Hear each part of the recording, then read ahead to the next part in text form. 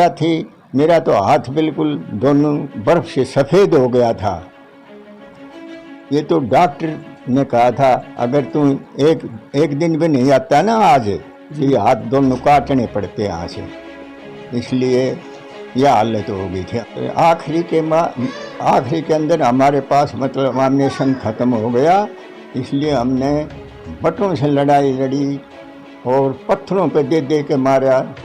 ऊपर से ऑर्डर मिला कि आप पीछे हट जाओ, लेकिन हमने बिल्कुल मनाही कर दी, हम पीछे नहीं हटेंगे, आखिरी तक हम मर जाएंगे यहाँ, लेकिन पीछे नहीं हटेंगे। नमस्कार, आप देख रहे हैं स्टेट न्यूज़ हरियाणा और मैं हूं अमित अमन।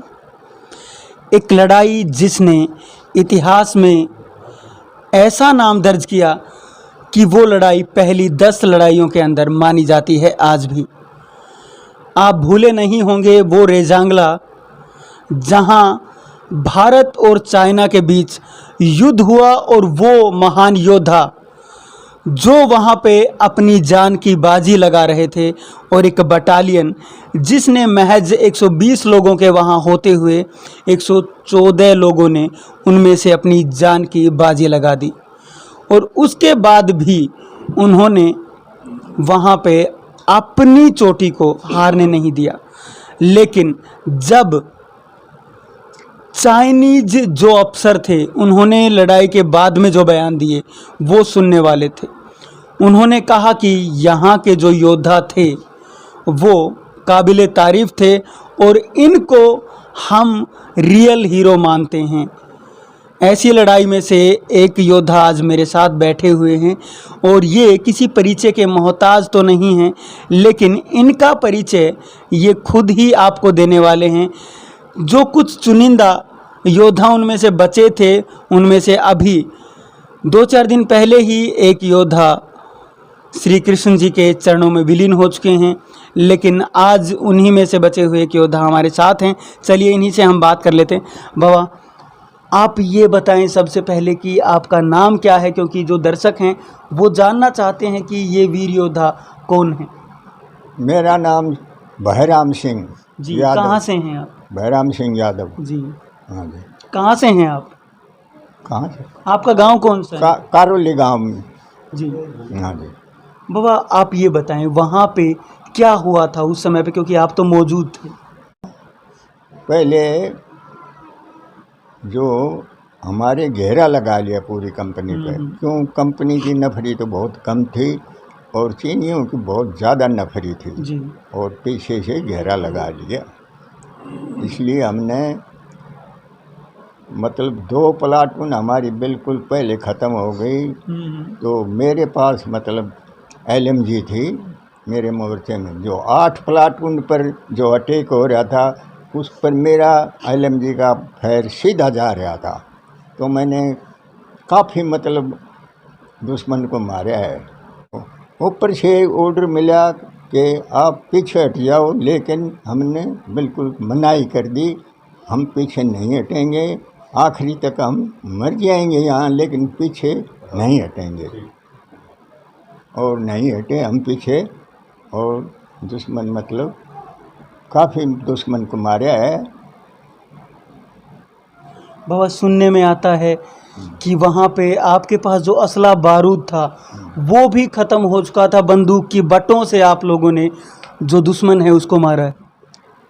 फिर आखिरी के अंदर हमारे पास मतलब एम्यूनेशन ख़त्म हो गया, इसलिए हमने बटों से लड़ाई लड़ी और पत्थरों पे दे दे के मारा। वैसे भी मतलब उनको मारा है काफ़ी। बाबा, मेजर शैतान सिंह और आप लोगों के बीच में क्या बात हुई? हाँ, मेजर शैतान सिंह ने कहा भाई जो कंपनी हेडक्वार्टर और 9 प्लाटून पीछे हट जाओ, दोनों प्लाटून ख़त्म हो गए। तो हमने कहा कि हम पीछे नहीं हटेंगे, हम मर जाएंगे, लेकिन पीछे नहीं हटेंगे हम। अब हम पीछे नहीं हटे, और आखिरी के में मतलब हम सिर्फ 4-5 आदमी बचे थे, बाकी कोई नहीं बचा, सब ख़त्म हो गए हमारे 9 प्लाटून के भी, और 2 प्लाटून तो पहले ही ख़त्म हो गई थी, इसलिए कोई नहीं बचा। आप लोग जब बचे तो उस समय आप लोगों की हालत क्या थी? हमारी हालत मतलब क्या थी, मेरा तो हाथ बिल्कुल दोनों बर्फ़ से सफ़ेद हो गया था। ये तो डॉक्टर ने कहा था अगर तू एक दिन भी नहीं आता ना आज, तो ये हाथ दोनों काटने पड़ते यहाँ से।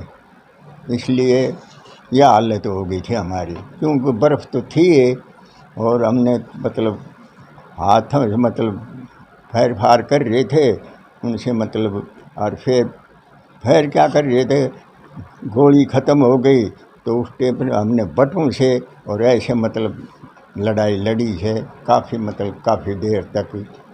इसलिए हाथ खराब हो गए मेरे। और बाद में बाबा आप ये बताएं, आपने तो लड़ाई लड़ी वो सब जानते हैं, लेकिन आने वाले समय में जो युवा हैं उनको क्या संदेश देना चाहते हैं?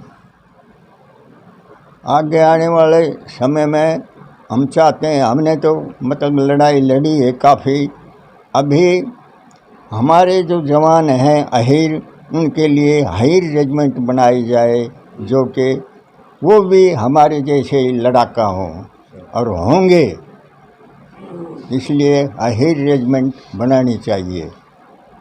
अच्छा बाबा आपके साथ उसी लड़ाई में रामचंद्र जी भी मौजूद थे आपके साथ ही, हाँ, उनका देहांत हो गया है, तो उनके बारे में आप क्या कहेंगे? रामचंद्र बहुत अच्छा लड़ाई लड़ी उसने और बहुत तगड़ा आदमी था, और अभी वो उसका देहांत हो गया। उसकी आत्मा को भगवान शांति दे, यही हमारी दुआ है कहने की। बाबा आपकी उम्र कितनी हो गई है? मेरी उम्र होगी 95 साल। 95 साल उम्र इन्होंने अपनी बताई है, तो इस उम्र में आप देख सकते हैं कि जज्बा आज भी उतना ही बना हुआ है, लेकिन वो लड़ाई देश कभी भी नहीं भूल सकता है। हमारे वो योद्धा जो अपनी मातृभूमि के लिए अपनी जान को कुर्बान कर गए, लेकिन ये सीख हमेशा आने वाली नस्लों को देता रहेगा कि कैसे उन योद्धाओं ने अपनी लड़ाई लड़ी और मातृभूमि को बचाने के लिए अपना सर्वस्व न्योछावर कर दिया। हम इसी कड़ी में आपको और भी चीज़ें बताते रहेंगे, लेकिन ये लड़ाई एक ऐसी लड़ाई थी जिसको भूलना आसान नहीं है। खेल व शिक्षा दोनों पर अधिकार, बच्चे कर रहे हैं अपने सपने साकार। राव निहाल सिंह पब्लिक स्कूल, बच्चों के सर्वांगीण विकास का आधार।